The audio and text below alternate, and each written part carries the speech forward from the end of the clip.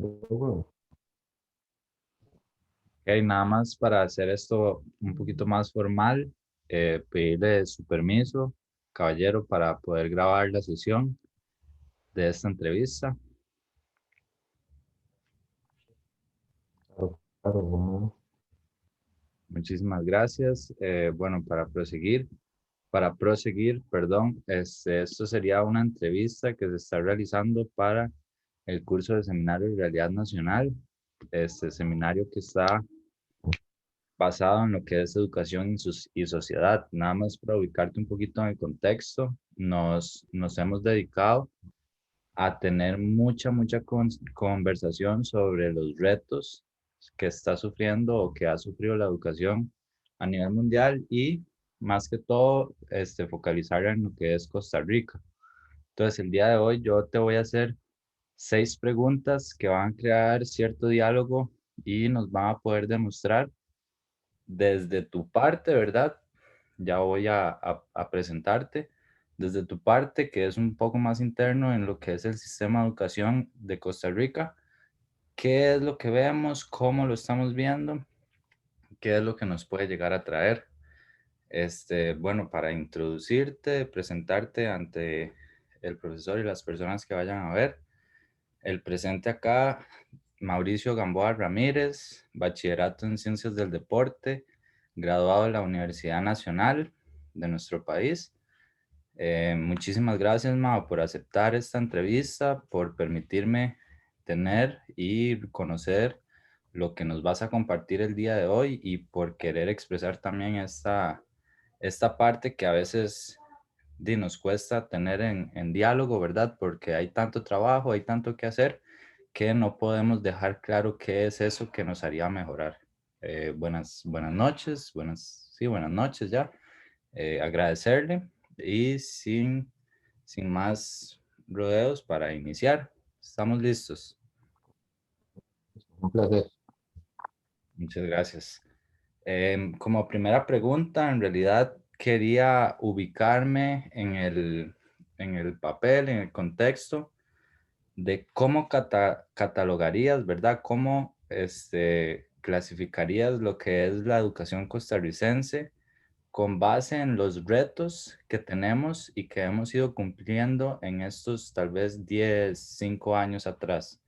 ¿En dónde la catalogarías o cómo la clasificarías lo que sería la educación costarricense? Bueno, es una pregunta muy amplia, ¿verdad? Porque en realidad pues hay muchísimo que responder al respecto.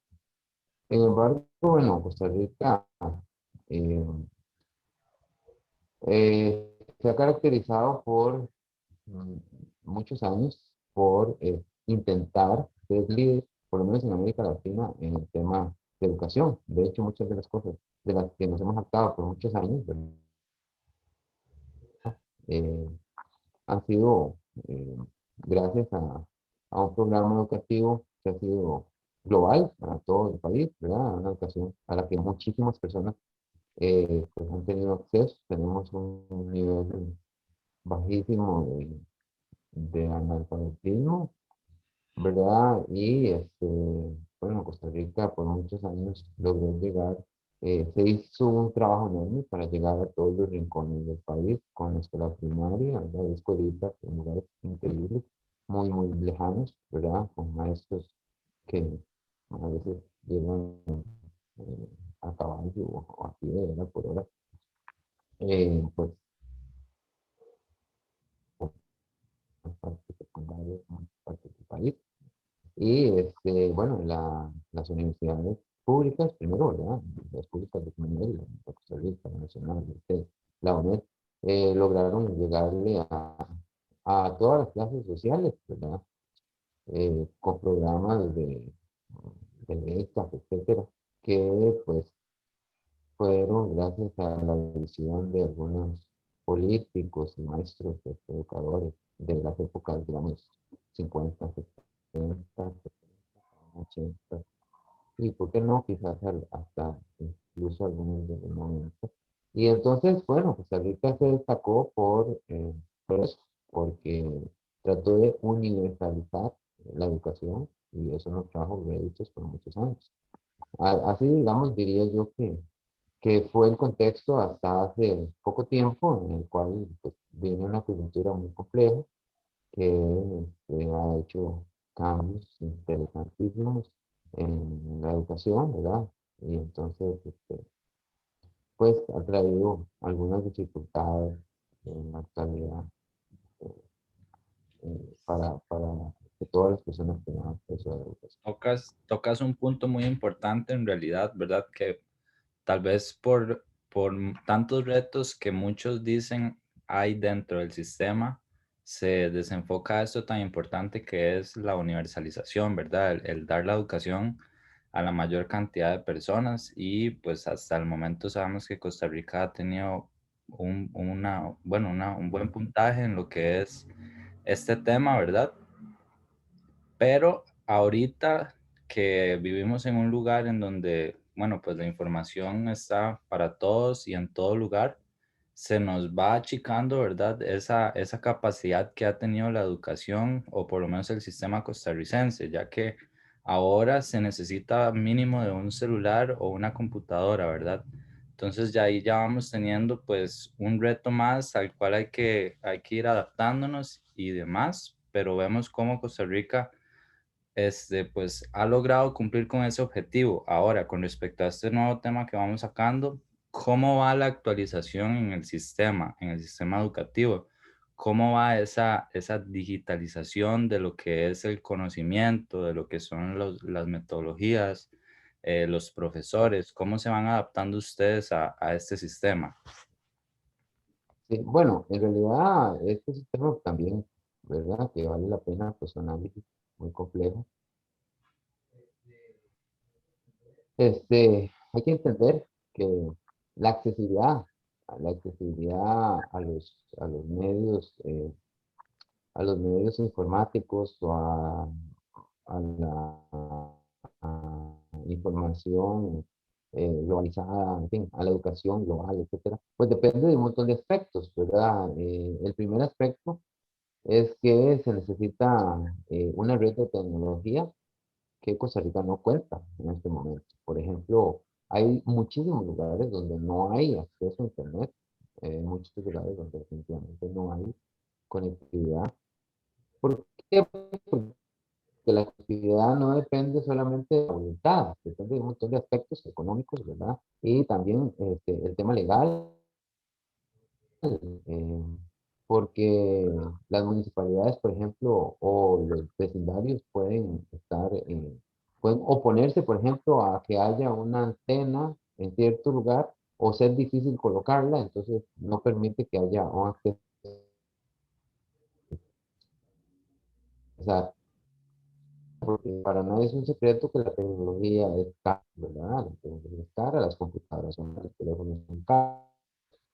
Y es eso, hay internet tan caro. Costa Rica es un país caro en general.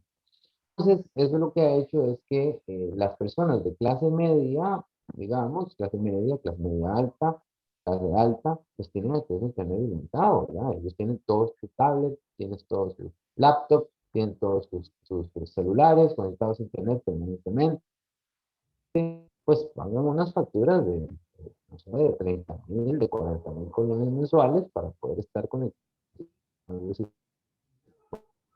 Y hay una importante cantidad de personas que no tienen ese acceso, ¿verdad? Si acaso tienen un plato de comida al día en la familia y no tienen esa disponibilidad. Entonces, a pesar de los esfuerzos que podría estar haciendo el MEP para conectar a la gente, no hay posibilidades para muchísimas familias de estar conectados y tener acceso a la información. Eso es, tener acceso a la información. Entonces, lo que se está creando con esta coyuntura en la que estamos viviendo, un poco por el COVID y un poco por la desigualdad económica que hay en un país como el nuestro, es que hay un sector de la población que está tomando ventaja, ¿verdad? Todas las personas que pueden pagar una escuela privada, todas aquellas personas que pueden pagar un colegio privado, todas aquellas personas que tienen esa posibilidad económica, pues se están adelantando, entre comillas, y las personas que no tienen ese acceso, pues se están quedando muy atrás.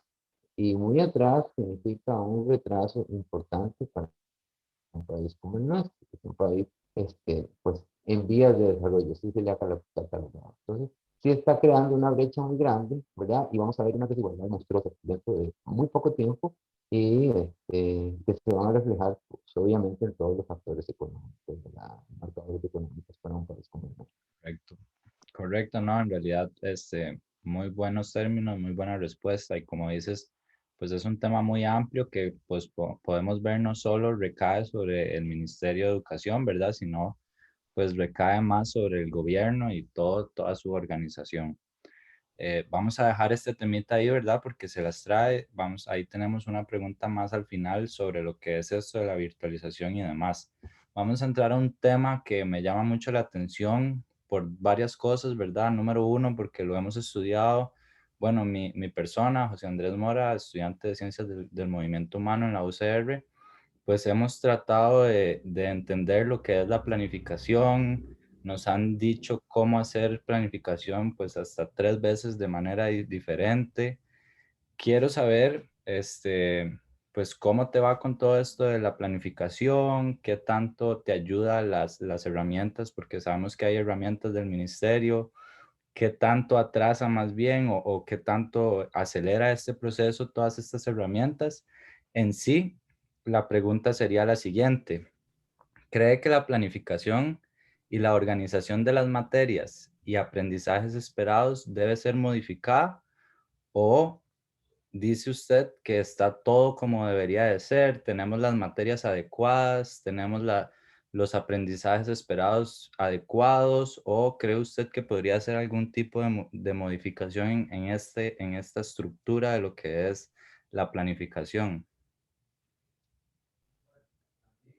Bueno, también pues, es un tema muy, muy complejo, muy amplio, al cual pues podríamos dedicar un buen rato a tratar de esclarecer un poquito el asunto. Yo le podría decir lo siguiente, José Andrés. Yo creo que, voy a hablarle primero en términos generales. Creo que en términos generales nos hemos estado equivocando con respecto a la educación.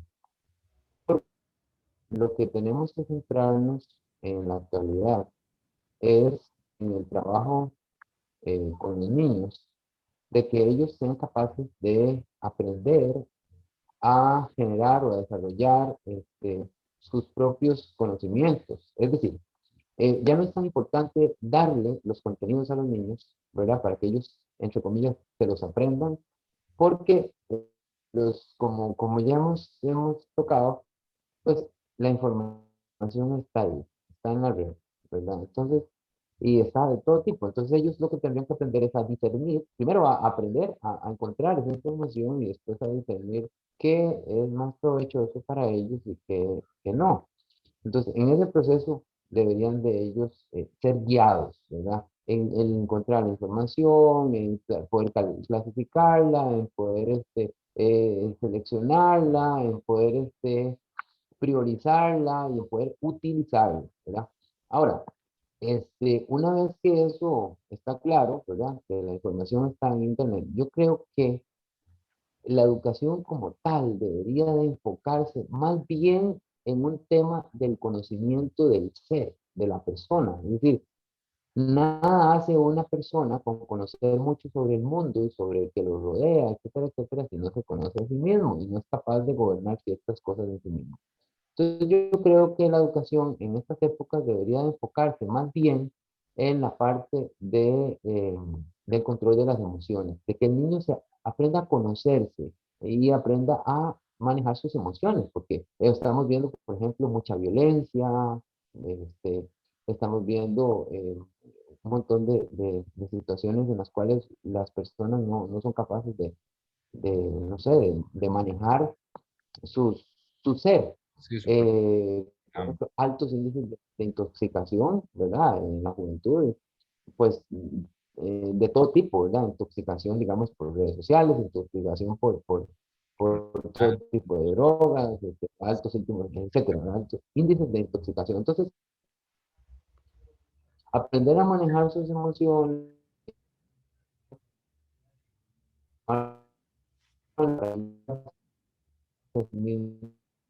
hacia la naturaleza. Ellos,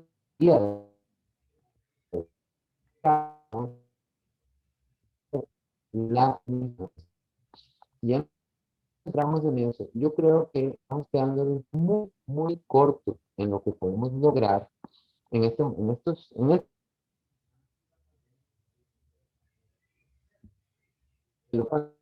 posible pandemia. Lo que Un momentito, ma, es que se nos está pegando la señal. Ahí estás con el micrófono apagado. Estás con el micrófono apagado. listo, ya. Listo. Ajá. Entonces, te comentaba que antes de la pandemia, lo que teníamos era, por ejemplo, en la primaria, dos lecciones de educación física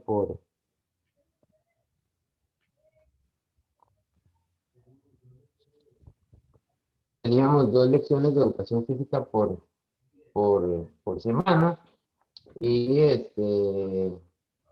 y esas dos lecciones de educación física por semana, pues nos alcanzaban para conversar un poco con los niños y estar ahí trabajándolos en el área del movimiento humano, ¿verdad? Tratando de lograr, pues que ellos de alguna manera se movieran y aprendieran ciertos aspectos de ejercicio y de la respiración, etcétera, etcétera.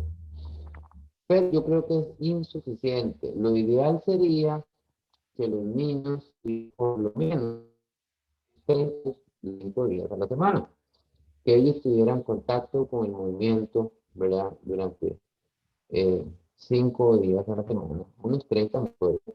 Entonces, ya con eso cambiaríamos muchísimo, porque estamos frente a una problemática muy seria, que es la problemática de que los niños en la actualidad pues están pasando por un momento donde el sedentarismo, bueno, los niños y los adultos, ¿verdad? El sedentarismo y las comodidades que hemos creado pues se los está comiendo.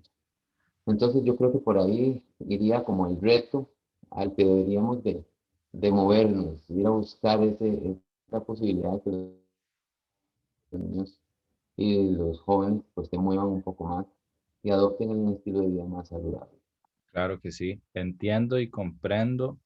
Comparto todo lo que nos ha comentado, ¿verdad? Hubo un momentito en el que se nos cortó la señal, nos hablabas del contacto con la naturaleza, nos hablabas, ¿verdad? De todo esto de la toma de decisiones, el hacer más que el tener, ¿verdad? Con respecto a información. Es pues uno de los retos más importantes y de verdad agradezco muchísimo tu opinión, es sumamente válida y en realidad nos demuestra que de verdad el país, o bueno, por lo menos las nuevas generaciones cada vez vienen con conocimientos diferentes, con habilidades diferentes y que hay que tomar cada una de esas y pues desarrollarlas, ¿verdad? Con toda la información que tenemos ahorita, sabemos qué es lo que nos puede llevar a tener mejores personas y pues como dices, hay que nada más cambiar un poquito lo que es el foco de energía y entender que no es tanto memorizar, sino poder hacer y entender, ¿verdad? Tener una mejor comprensión. Muchísimas gracias. Em, Vamos a saltar, ¿verdad? Ya que es una entrevista un poquito, pues, rápida y por el tiempo que tenemos, vamos a saltar a un tema bastante importante que a mí me ha dado mucha curiosidad desde que yo entré a la carrera y pues me gustaría preguntárselo y también entender cómo funciona esto con respecto al gremio, más allá del gremio de nosotros, ¿verdad? Educadores físicos, hablo de los profesores, perdón. Hablo del de los profesores, todo esto del colegio de profesores, los profesores con los que trabajas o aquellos con los que has tenido pues algún tipo de contacto, ¿verdad? Profesionales igual que usted, igual que su persona. La pregunta sería la siguiente, si pudieses cambiar o añadir alguna función dentro del gremio profesional en que se desenvuelve, ¿cuál sería? La vuelvo a repetir, ¿verdad? Si pudieses cambiar o añadir alguna función dentro del gremio profesional en el que se desenvuelve, ¿cuál sería? ¿Cuál sería esa función? ¿Cuál sería esa actitud? ¿Cuál sería esa característica que ya sea usted quitaría o añadiría a este grupo de Mm, profesores que conforma el país? sí. Bueno, así como lo tomas, así como lo planteas, bueno, yo creo que una de las debilidades quizás que tiene nuestro gremio es que muchísimas veces los colegas no practican con el ejemplo, es decir, no predican con el ejemplo, perdón. Es decir, tenemos un grupo de colegas bastante amplio que realmente no viven el movimiento. Es decir, que estudiaron, ¿verdad? Son muy buenos quizás enseñando, son muy buenos trabajando, eh, son muy comprometidos, pero igual que la demás población, son gente muy sedentaria, que realmente no tomó esto como un estilo de vida común. Entonces, ahí es donde se pierde la credibilidad. Aunque usted pueda enseñar, aunque usted pueda demostrar, ¿verdad? Al no tener un estilo de vida ampliamente saludable, pues terminan no predicando con el ejemplo. Y yo creo que eso es una de las cosas en las que hemos fallado grandemente. Ahora, desde el punto de vista, eso que decías de un colegio de educadores físicos, bueno, yo desde que era estudiante sé que hubo un par de intentos en lograrlo y nunca se logró o no se ha logrado hasta ahora. Es muy importante porque sí es cierto que hay muchísimas personas que no están ni cerca de estar capacitados para dirigir a, a, a, ¿verdad? A su vida.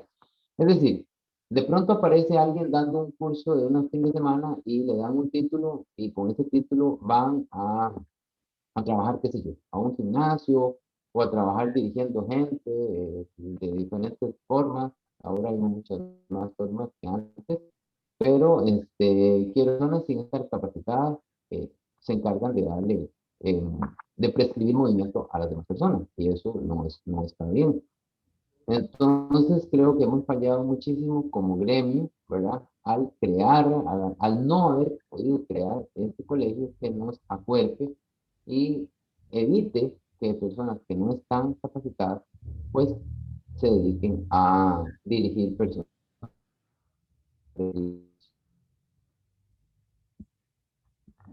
Claro que sí. Creo que se nos pegó un poquitico ahí la señal, pero como decía Mauricio, ¿verdad? Bueno, hasta la fecha no se ha podido crear lo que es el Colegio de Profesionales en Ciencias del Movimiento Humano, educadores físicos.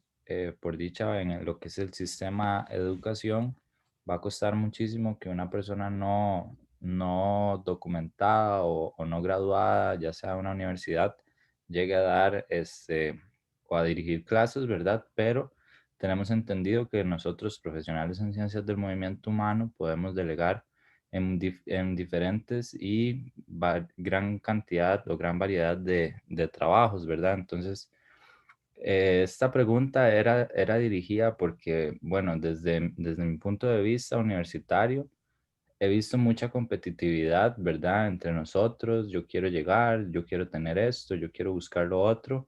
Y pues algo que nos ha enseñado, o por lo menos a mí me ha enseñado a que me da más resultados y me da mejores resultados, es trabajar en equipo, ¿verdad? Hablamos esto de trabajar en equipo, de ayudar a aquel que tiene la oportunidad, de levantar a aquel que le acaban de dar el puesto, ¿verdad? Y no sentirme yo menos por no tenerlo, ¿verdad?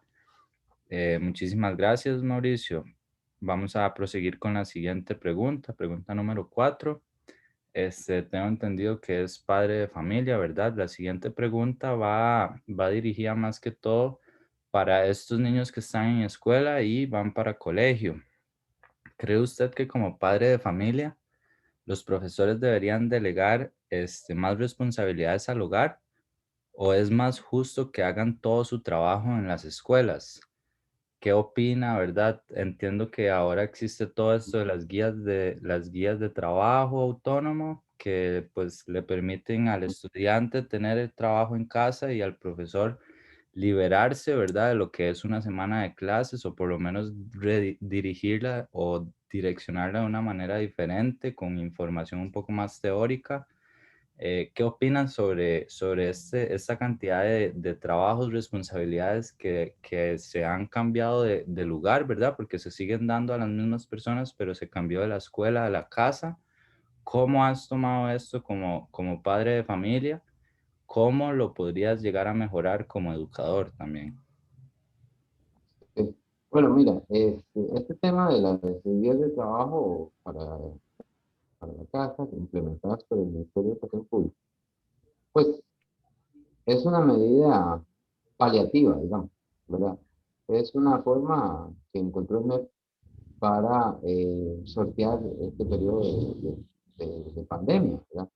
Entonces, es posiblemente una forma bastante ineficaz para, para prescribir ejercicio, porque va a depender, primero, de que la guía esté bien elaborada, segundo, de que el niño tenga los medios, tercero, de que la familia pueda acompañarlo, ¿verdad? Y ayudarle.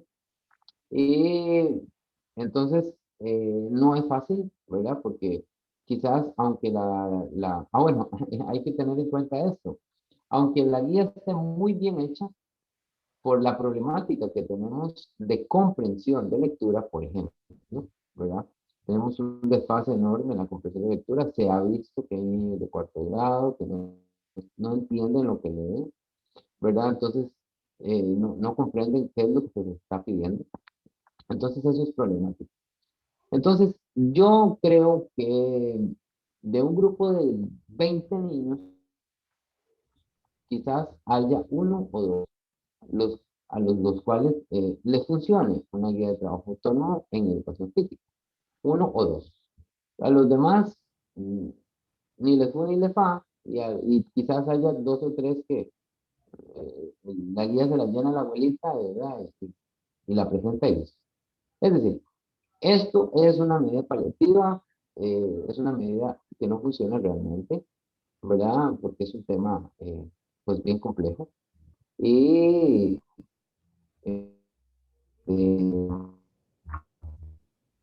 podría tener algún resultado en la medida que la familia se comprometa, y quizás si la guía digamos, permite que los niños y los padres compartan, pues ahí habría algo positivo, ¿verdad? Pero en general, yo no creo que haya un gran aprendizaje o haya un gran desarrollo de estrés con, con estos días. Creo que Sí, entendemos que es demasiado difícil. Bueno, en este caso, tu familia tiene la gran dicha de que sos educador físico, por ende ellos pues tienen mayor facilidad de comprensión ante estos términos, significados, destrezas, movimientos y demás, pero pues sabemos que no todos en Costa Rica pueden tener esa dicha, ¿verdad? Tener ya sea un educador en sus familias o una persona, bueno, a veces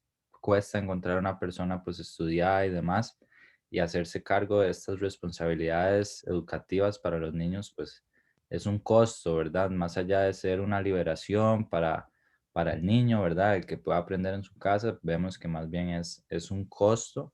Y nos hablas de algo muy importante, que es esto de que tal vez hasta las abuelitas, ¿verdad? Tomando nada más como ejemplo, las abuelitas, las mamás, los papás, los hermanos mayores, la persona que cuida hasta puede estar realizando este tipo de guías, y pues el aprendizaje no es de manera directa, ¿verdad? Está pasando como por muchos filtros, y de esa manera pues llega al satélite, que son los chicos de hoy en día, que como dices, está creando una brecha bastante alta o bastante grande en lo que es la educación y los profesionales de nuestro país, ¿verdad? Muchísimas gracias, es entendible, ¿verdad? Porque son padres, más no son profesores, ¿verdad? Por eso es que existen carreras de educadores, y esto no, pues no es sencillo y tampoco es para todos. Vamos a pasar a la pregunta número 5, y la pregunta dice así: desde su puesto laboral, ¿cree usted que son suficientes los beneficios que dicen tener los funcionarios públicos en comparación al trabajo o al tiempo laboral, verdad? Hablamos de esto, o por lo menos toco el tema porque siempre se ha dicho o siempre se me ha comentado la necesidad que tengo yo como educador físico de pertenecer al sistema de educación pública. Pero más allá de esto, ¿es de verdad o vale de verdad, ya sea el salario, las vacaciones, los bonos, o no sé si estoy pues inventando, ¿verdad? Ya sea las bonificaciones, ¿verdad? Como estoy diciendo, valen para la cantidad de trabajo que tenías antes en pandemia, ¿verdad? Antes de pandemia y ahora durante la pandemia. ¿O sientes que existe un desbalance, que en realidad hay algo que se está ocultando? Bueno, te dejo, no sé qué piensas. Pues, ujú. Ok, bueno, en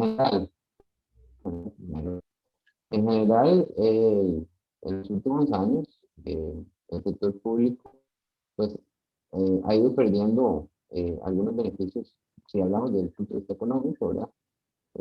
Ha ido perdiendo algunas conquistas anteriores que se habían logrado, ¿verdad? Por medio de la creación organizada con los sindicatos, etcétera, y se ha ido perdiendo poco a poco. Pero no solamente en el sector público, ¿verdad? También el sector privado pues, ha ido perdiendo eh, algunos beneficios que tenían, que se habían logrado pues, en los años 50, 60, 70, 80, incluso los 90, y en estos años pues, se han ido perdiendo poco a poco por toda la problemática económica de Costa Rica y América Latina. Em, pero yo pues quisiera comentarte esto que quizás los que están estudiando no conocen, y es las dificultades con las que se enfrentan la mayoría de los maestros de educación física, no solamente en la primaria, sino también en la secundaria. En la mayoría de los casos, en las escuelas y los colegios, pues no tienen todo lo que se requiere, ¿verdad? Por ejemplo, el gimnasio, cancha de fútbol, piscina, pista atlética, como uno lo ve tal vez en la televisión, en los Así colegios en Estados Unidos o de Europa, que uno dice, wow, un gimnasio y tener una cancha y tener una pista atlética, piscina, etcétera, etcétera. Es muy difícil de conseguir en las escuelas y colegios públicos, además de materiales, digamos, gráficos.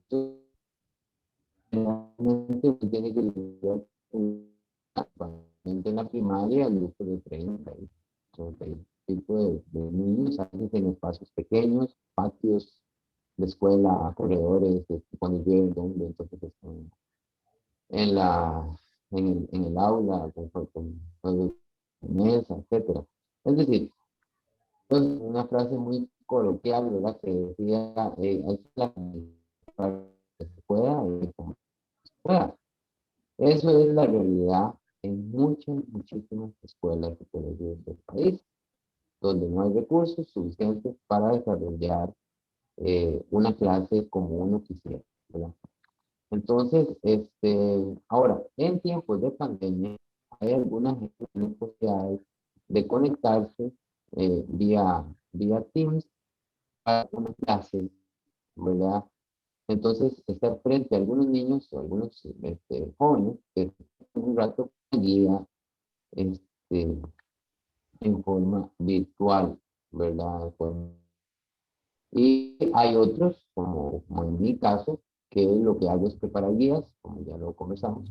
Preparo una guía, ellos se la llevan a la casa, ellos abren la guía, en este caso son guías que están impresas, ¿verdad? Entonces, ahí por medio de frases y por medio de dibujos, uno trata de guiar para que ellos elaboren una rutina de movimiento. Eso es tratar de darle algún tipo de,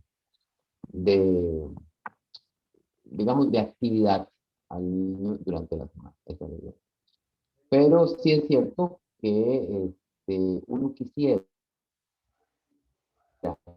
además, trabajar con niños, los jóvenes, Y además uno quisiera pues bien, tener pues, un mejor salario, mejores condiciones, y etcétera, etcétera, ¿verdad? Para tener una vida más holgada, más tranquila, más firme, ¿verdad? Entonces, ahora, por último, te voy a decir que el sector público de Costa Rica, especialmente el gremio de maestros, es un gremio altamente endeudado y entonces eso pues, limita un poco el movimiento de las familias, ¿verdad? El tipo de las familias, porque sí se ha visto que igual que el gremio de los policías, gremios grandes que tienen muchas posibilidades de tener créditos, pues hemos incurrido en endeudamientos grandes, entonces pues, también limita un poco la parte económica de la familia de los maestros.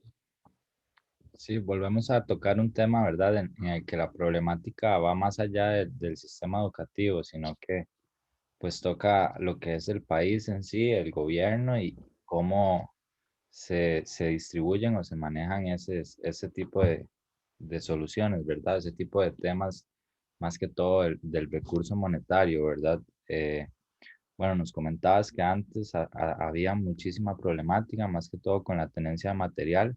Hoy en día lo que se tiene es poco contacto, ¿verdad? Entonces eso es lo que nos dificulta muchísimo más el aprendizaje o la transmisión correcta de lo que es la educación física.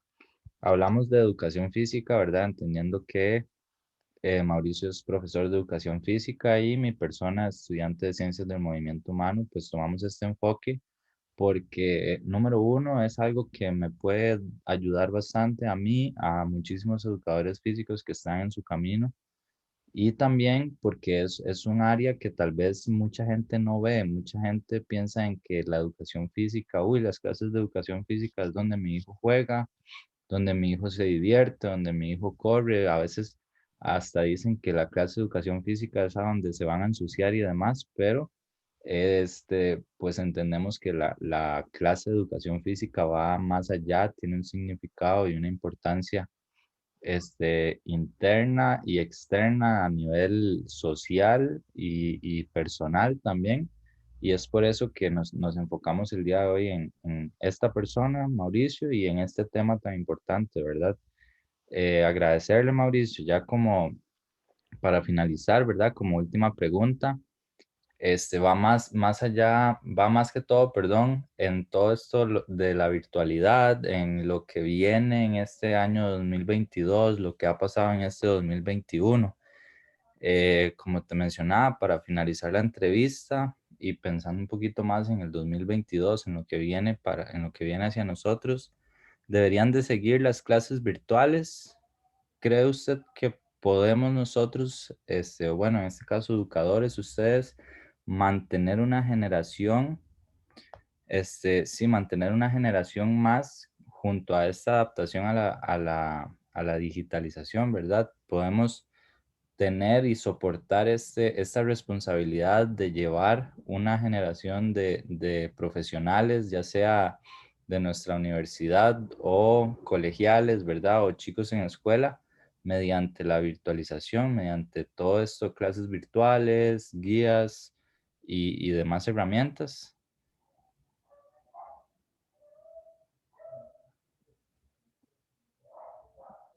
Yo quisiera un poco eh, eh, con eh, contextualizar la importancia, actualidad del movimiento, ¿verdad? Hace muy poco tiempo, estamos hablando de unos 50, 60 años, todas las personas se movían porque ese era lo propio. Es decir, había muy pocas comunidades creadas, ¿verdad? Entonces las personas tenían que caminar hacia sus trabajos, o tenían que caminar hacia la escuela, o tenían que caminar hacia el colegio. Era un clima muy rural, por ejemplo, un país como Costa Rica, un clima muy rural, donde había muchísimos árboles de naranja, y árboles de todo tipo, los niños subían los árboles, saltaban por todas partes, en fin, tenían muchísima libertad para moverse. Estamos frente a una situación donde eso ha cambiado muchísimo. Los niños y los jóvenes viven en lugares muy pequeños, ¿verdad? En pequeños apartamentos, llenos de rejas, junto a o más bien frente a todo tipo de pantallas, ¿verdad? Pantalla de televisor, pantalla de teléfonos, etcétera, etcétera. Y entonces le dedican muchísimo tiempo a estar sentados, a estar acostados, a estar observando ese tipo de dispositivos. Y con internet o sin internet, ¿verdad? No importa. El tema es que el movimiento disminuyó enormemente. Después este tema es el tema de la alimentación. La alimentación cambió muchísimo. Dejamos de comer gallo pinto con huevito, cualquier basura. Y entonces hay una tendencia eh, a tener malos hábitos de alimentación, pésimos hábitos de movimiento, y esto redunda en un problema de salud grandísimo y gravísimo. Entonces, es cuando nosotros, como maestros de educación física, pues tenemos un papel preponderante. Y lamentablemente, en este momento no estamos pudiendo ayudarlos suficiente. Por eso le decía que era muy importante, desde mi punto de vista, que los niños y los jóvenes de este país todos tuviesen al menos unos 30, 40 minutos de movimiento al día, todo el día, los 5 días de la semana. Deberíamos invertir en eso. Si invirtiéramos en eso, habríamos logrado algo enorme. Ahora, el asunto para 2021, 2022, creo que el cambio no va a ser grande porque estamos en año electoral. eh, Todo el mundo se va a abocar a las elecciones del próximo año y los avances en cuanto a materia de telecomunicaciones y estas otras cosas que se necesitan para mejorar la conectividad, por ejemplo, etcétera, etcétera, no se va a lograr. Y además, pues, tampoco se va a dotar a todos los jóvenes que no tienen en este momento acceso a Internet, no se va a dotar de Internet, ¿verdad? Ni tampoco se les va a dotar de una tablet o un teléfono para que cada uno tenga conectividad. Eso no va a ser posible. Entonces, yo apuntaría que quizás lo que todos quisieran es que los niños regresen a las escuelas, ¿verdad? Que la pandemia pase y que los niños regresen a las escuelas para que tengan por lo menos un poquito más de opciones de presencialidad. Eso es lo que yo pienso que quizás es más fácil que llegue eso, ¿verdad? A que llegue una conectividad efectiva. Eso es lo que quiero decir. Creo que es más fácil que salgamos de la pandemia y regresemos a la presencialidad a que lleguemos a un, a un momento en el que tengamos conectividad eficiente y efectiva para toda la población del país. Es más difícil de lograr.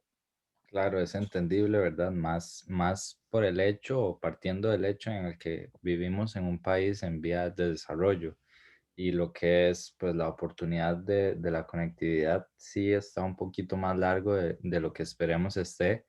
La vuelta a clases, ¿verdad? Ya de manera permanente o por lo menos de manera normal a como la conocíamos, ¿verdad? De manera en el que se pueda, en el que el profesor tenga ese espacio para dar el conocimiento y transmitir todo lo que, pues por lo que estudió y lo que lo mantiene en esa aula, ¿verdad? Dentro de esas cuatro paredes junto a mentes brillantes, porque sabemos que en Costa Rica salen personas demasiado capaces, con demasiadas capacidades y habilidades, pero volviendo al tema de lo que son los recursos, nos hemos visto un poco cortos para poder aprovechar y sacarle el máximo provecho, valga la redundancia, a estas cualidades de los niños. Sin más, agradecerle, Mauricio, por sus palabras, porque en realidad me ayuda muchísimo a mí, ayuda muchísimo a futuros profesores que puedan llegar a ver esta pequeña entrevista que, bueno, llamamos pequeña, ¿verdad? Porque sabemos que se puede alargar, tenemos tema para seguir hablando, pero es algo que es como una pequeña pincelada de lo que nosotros estudiantes podríamos tener desde adentro del sistema educativo, entender que no todo recae sobre el sistema de educación, ¿verdad? Que hay muchísima problemática que arrastramos desde el gobierno o de temas políticos que nos arrastran, ¿verdad? Como les estoy mencionando. pero que a pesar de eso, una buena actitud y buen trabajo, un buen esfuerzo puede ayudar a millones de personas, ¿verdad? No tengo idea de cuántos estudiantes has tenido a lo largo de tu carrera y creo que es un número sumamente amplio y así igual el de muchísimos educadores que han tenido la oportunidad de, pues, de cambiar vidas y esperemos así siga siendo. No sé si tienes algunas últimas palabras para finalizar con tus ideas, ¿verdad? Estuvo todo muy claro en realidad. Ocupamos de verdad centrarnos bastante en lo que es el ser, olvidar todo esto de tener, de saber más, de querer más, ¿verdad? Sino en ser mejor, en ser eficiente, en ser funcional, ¿verdad? Esta palabra que ha venido siendo muy popular, lo de la funcionalidad y demás. No sé. Ujú. No, no, no, pues agradecerte pues, la oportunidad para expresarme, eh, expresarme lo que pienso. Y pues decirles que tenemos un gran reto, ¿verdad? Un gran reto frente a nosotros, tanto nosotros los que estamos en la función pública como los que están en áreas eh, privadas, todos los que decimos en en algún momento pues, eh, dedicarnos a esto del movimiento humano, pues tenemos un gran reto, más que nunca en la vida, por esas condiciones que yo comentaba hace poco, ¿verdad? Que con respecto a que tenemos una vida de grandes comodidades, muchísimas comodidades, más de las que necesitamos, y, no podemos tener buena salud con esas condiciones. Entonces, necesitamos que la gente se mueva y nosotros, los maestros de educación física, la gente que estamos en esta área, ¿verdad? Convencer a la gente, de guiar a la gente de manera correcta para que se muevan y así pues permitir que la salud siga fluyendo entre las personas, ¿verdad? Y pues darles un apoyo a los demás. Sí, como, Y lo que dije antes, creo que es fundamental y sobre todo para ustedes que están en formación, no se les olvide que la mejor forma de convencer a alguien es por medio del ejemplo. Si ustedes, maestros, si ustedes, muchachos que se están formando, se les olvida el movimiento para ustedes mismos, no convencen a nadie. Y si los convencen, los convencen a medio. Ustedes tienen que mantenerse activos, muévanse, muévanse, muévanse. Y desde ahí, ustedes van a convencer más a la gente de que se mueva. Si ustedes no se mueven y de pronto ustedes llegan a hablarle a alguien de movimiento, es bueno, ya para terminar, ¿verdad? Como el famoso ejemplo, ¿verdad? Del doctor que prescribe ejercicio y prescribe salud y está con la salud pésima, ¿verdad? ¿Quién le va a hacer caso, verdad? La gente dice, que me va a venir a decir a mí nada. Entonces, hay que predicar con el Eso sería como para cerrar. Muchísimas gracias. muchísimas gracias a usted, caballero, por el tiempo, por su sabiduría, por sus palabras y demás. Y pues como vemos, es un tema que va más allá de la educación, repercute en la salud y al final de cuentas, pues importa más estar sanos, ¿verdad? Que tener todo el dinero del mundo. Y pues vamos a tratar de seguir con estas palabras tan importantes que es predicar con el ejemplo para todas esas nuevas generaciones que van surgiendo. De esta manera damos finalizada la entrevista. Agradecerle a Claro. Mauricio, desearle una feliz noche. Ya te puedes conectar, Mao. Yo voy a hacer aquí el cierre de la entrevista. Ok, Eh, claro que sí. Muchísimas gracias. Feliz noche. Como podemos ver, entonces tenemos una problemática más allá de la educación, ¿verdad? Tenemos un tema de salud, un tema que nos encierra a todos como un solo generador, ya sea de soluciones o de problemas. Así que tenemos una visión más de lo que es el sistema educativo y de hasta dónde podemos llegar nosotros, profesores. Muchísimas gracias.